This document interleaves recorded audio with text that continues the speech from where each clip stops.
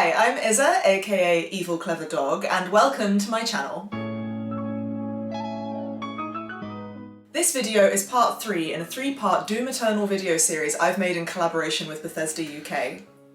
For this video series, Bethesda have sent me 3 of their awesome Doom Eternal Collector's Edition helmets, and it's my job to transform these helmets into 3 different Slayer skins from Doom Eternal. In part 1 I made the gold skin helmet, and in part 2 I made the hot rod skin helmet. If you haven't seen those videos yet, please do go and check them out. For this last build, I wanted it to be the most challenging of the 3, so stick around and watch me transform this collector's edition helmet right here into the fabulous Doomicorn.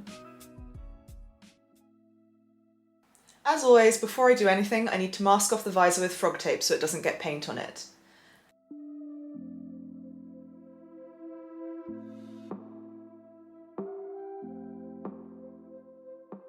I also flip the helmet over and cover the rubber piece that sits around the neck.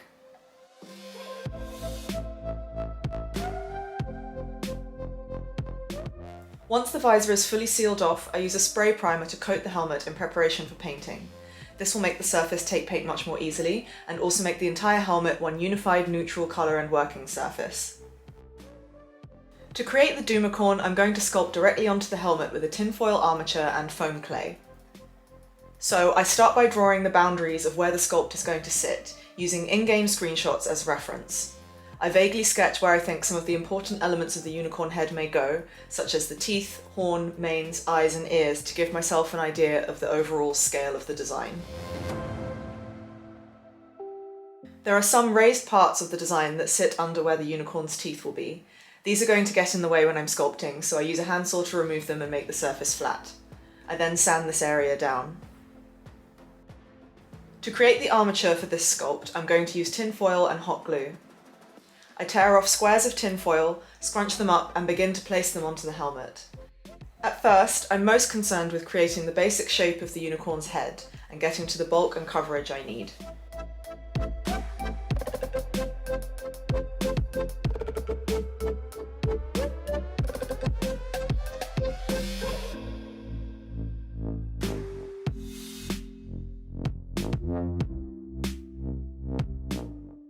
I know this looks pretty weird right now, but this is a simple and relatively cost-effective technique for bulking up an armature to sculpt on top of.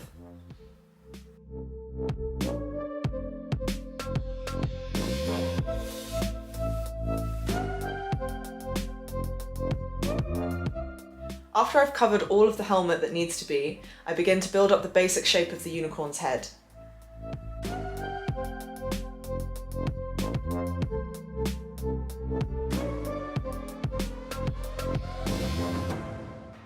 As I apply more foil, I begin to refine the shapes I'm creating to define musculature and other anatomical details such as the nostrils, snout and eyes.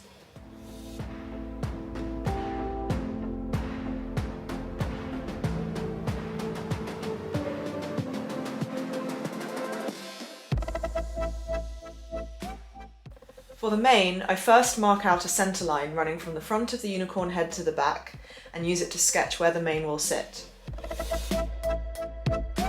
I apply lots of bricks of foil at first, and then apply more sculpted foil around the mane to blend it into the rest of the armature. It's worth spending as much time as possible on this stage, and thinking of it as the skeleton of your sculpture. If you can get this stage as refined and correct as possible, you'll have a much easier time sculpting on top of it. If I feel part of the sculpt isn't working, it's easy enough to use a Stanley knife to shave areas down, or build more foil up over it.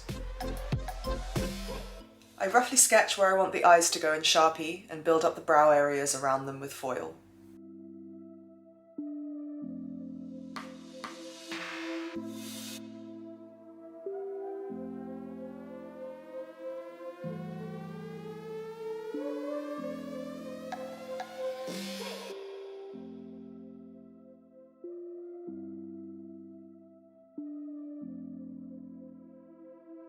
I'm going to make the unicorn's horn separately, so I temporarily hot glue the foam dowel that will be the base for that as a reference point, while sculpting the finishing details, to ensure that the sculpt fits around it.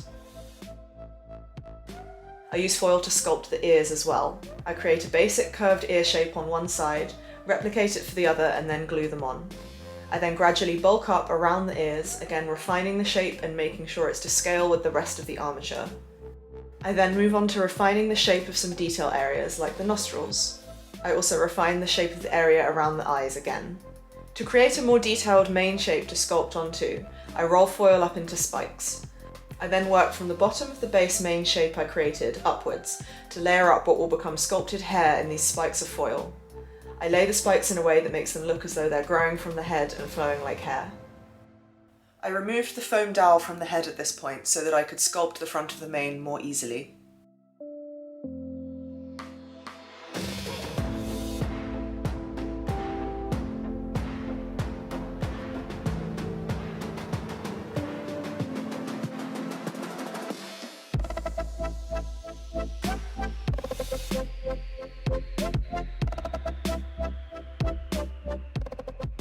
Now that I'm happy with the armature, I can move on to the next stage.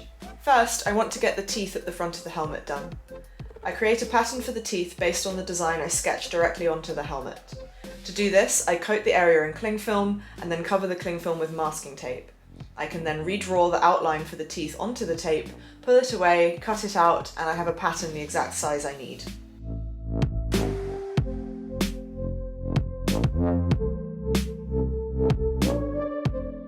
I trace my pattern pieces onto 2mm foam. I only need to draw and cut out one pattern of each tooth, as I'll flip the pattern over to the opposite side to create both sets. I cut out each of the teeth and individually curve them off and sand them down so they look more rounded off and organic. I use contact adhesive to glue the teeth directly onto the helmet. Remember that contact adhesive is highly toxic, so wear an appropriate respirator when you're working with it.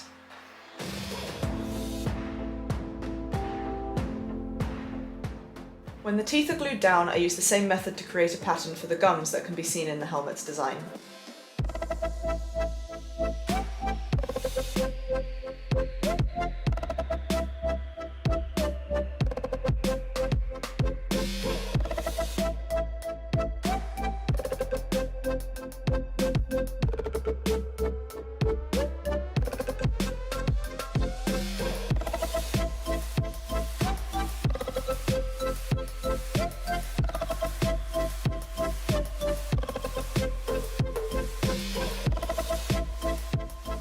Again, I use this pattern to cut out a foam piece. I sand the foam down and then I mark where it will sit on the helmet and glue it on with contact adhesive.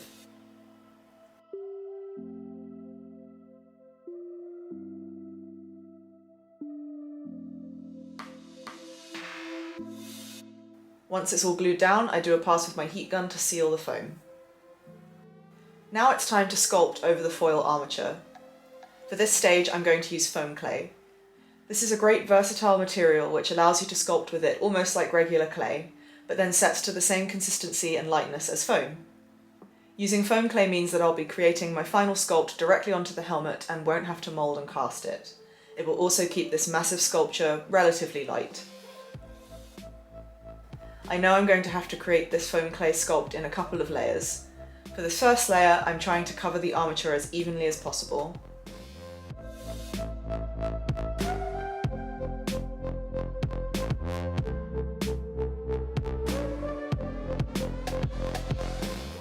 With one layer of the foam clay down, I decided to start making the horn so that I could have it as a reference point while finalising the rest of the sculpt. This is a 50mm foam dowel that's going to become the base of the horn. First, I cut the base on a bevel so that it sits correctly on the Doomicorn's head. Then, I mark how tall I want it to be and cut it down. I also roughly mark out how thin I want it to become at the top.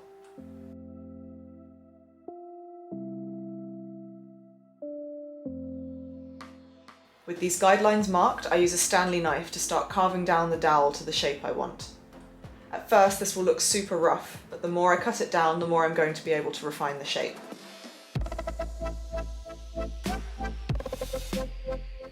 When I feel I've got the basic shape down, I use my Dremel to sand the dowel. This removes the rough cut lines and smooths the shape over. It's looking much more like a unicorn horn now. The horn has a ridge spiralling around it. To create this, I use two 10mm foam half dowels, which I glue together and wrap around the horn. I use sewing pins to temporarily attach the dowel to the horn. When I'm happy with how it looks, I use a Sharpie to draw an outline around it. I also draw some zigzags in the blank spaces so that I don't get them mixed up later on. I then remove the dowel and apply contact adhesive to both the dowel and the horn. When the glue is set, I attach the dowel to the horn and trim off the excess.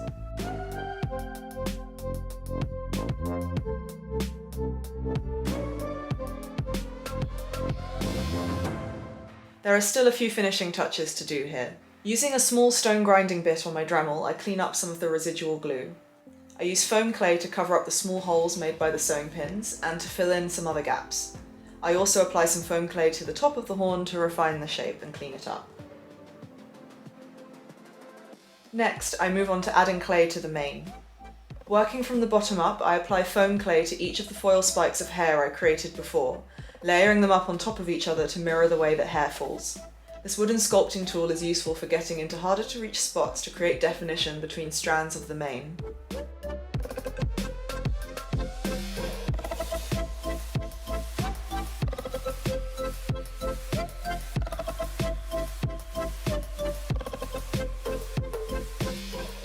At the top of the mane, the strands become thinner and more defined.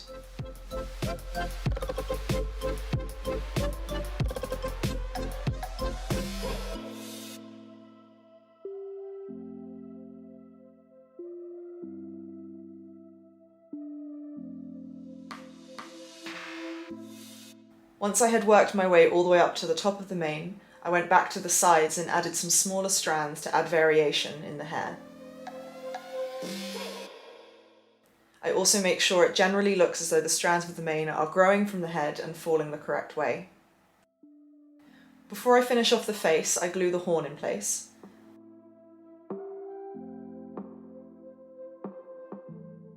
I then build up foam clay around it to blend it into the rest of the head.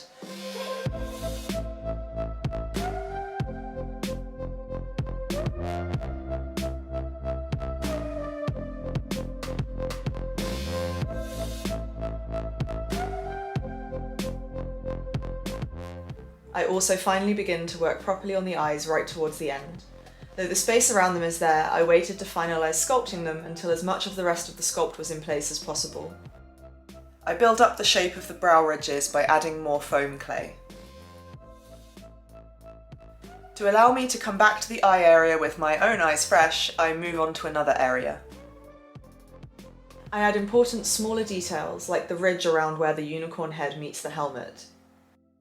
Once I'm happy, I move back to working on the eyes. I start by rolling up a small ball of foam clay and smoothing it into the eye socket to create an eyeball.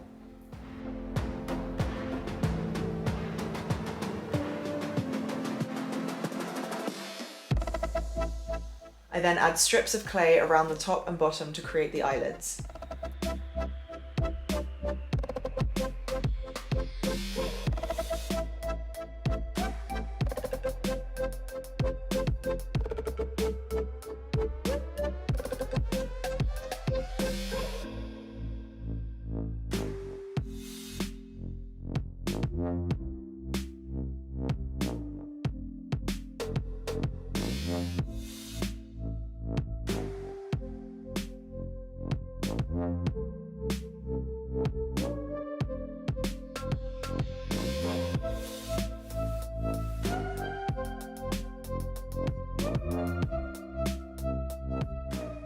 The eyes still aren't finished though, as I return to finalise details on them later. Before that though, I decided to sand my sculpt down so I could see what work needed to be done more clearly. Sanding my sculpt down like this is useful for smoothing out the finish of my sculpt, and also for creating or enhancing the definition of certain areas. While I felt I still had more work to do on the face, I knew I was happy with the mane, so while I was sanding it, I also took the time to use my Dremel to create the final details. I carved into the mane with the edge of the sanding drum to create lines that would further denote strands of hair.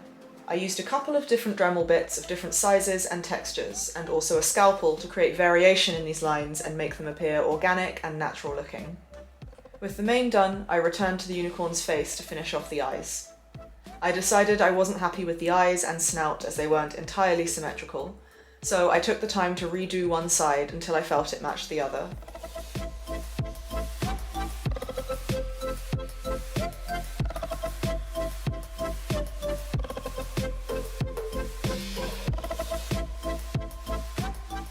I also added a little foam clay to the gums, which had ended up getting a little hidden by the rest of the sculpt. When I was happy with the eyes, I built the eyelids up and began to add what would become the unicorn's eyelashes. To create the eyelashes, I used very thin craft wire. I cut it to size, stick it into the foam clay, and then superglued it in place. I used an accelerator spray to make the superglue set instantly. Then I was able to bend the wire into shape and wrap it in foam clay to create the thick, cartoony eyelashes in the Doomicorn's design. I started with one lash on each side, then added the wire for all the rest to make sure I was happy with the placement, before bulking them up with foam clay.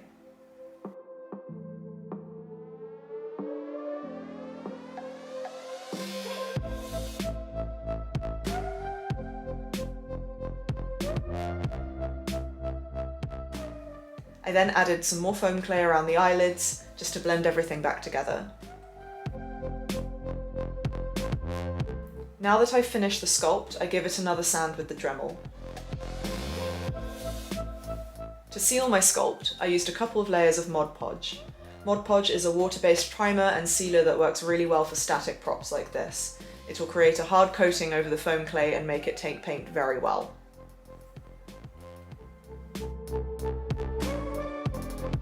I then spray the entire sculpt and helmet with the same spray primer I used before so that it's all the same colour and texture. Now it's finally time to paint the Doomicorn. The first layer of paint is a white spray paint. For the horn I mixed burnt umber with antique gold. When this layer is dry, I'll come back to add another layer of paint. For the pink patches in the ears, I mixed medium magenta and silk purple.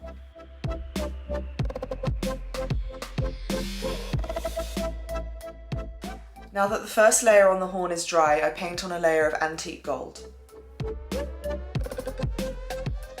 For the teeth, I started off with a layer of buff titanium. I then went over it with white and blended the two colours together.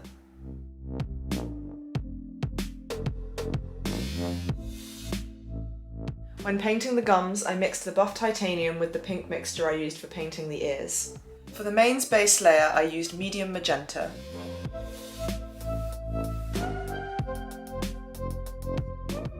I then used Mars Black to paint the eyes and eyelashes.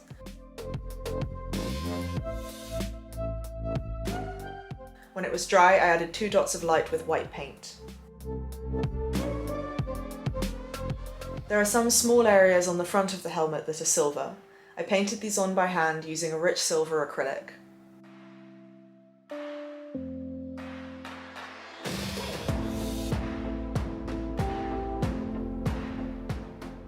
I also did some dry brushing with the silver to create the impression of some scratched away metal, and with some iridescent white to give the helmet a faint metallic shimmer.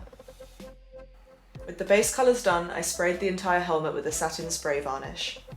I now move on to weathering. To begin weathering, I mix neutral grey with raw sienna.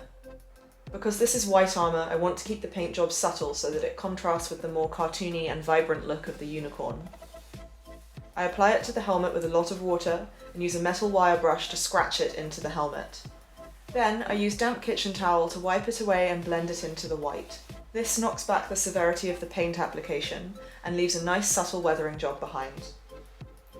I also do some shading in black, but I use it very sparingly. All of the silver areas get a black wash for shading, but I also applied it to some of the lines and recesses of the helmet.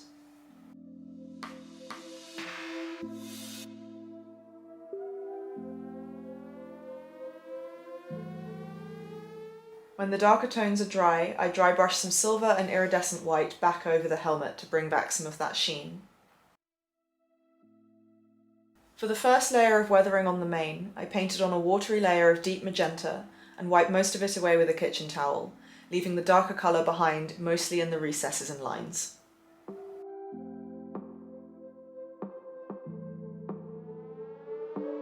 I also mask off the areas around the ears and stipple some magenta into them with a sponge. To weather the horn, I first tape off the area around it. I weather it in black, and then dry brush antique gold over the top. I want to keep the weathering on the unicorn's face pretty subtle. I paint neutral grey onto only the areas that would be the most recessed and shaded, and mottle it into the sculpture before wiping most of it away.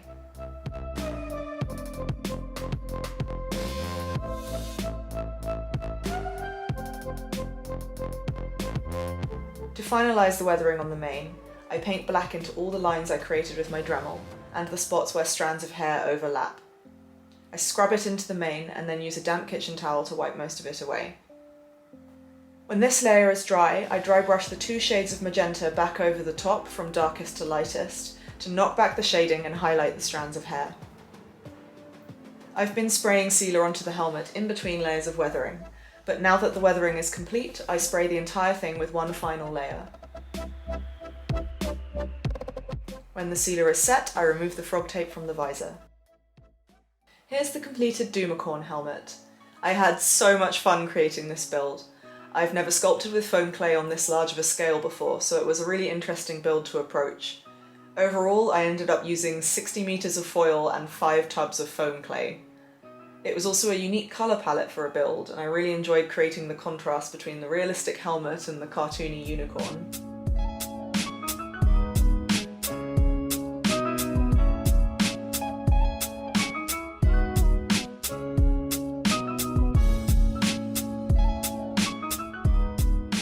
I've had so much fun working on this Doom Eternal video series for Bethesda UK.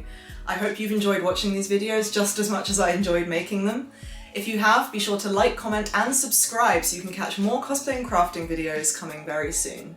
You can also find me on Twitter and Instagram at EvilCleverDog, where I post cosplay and crafting updates. Thank you so much for watching, and I will see you next time.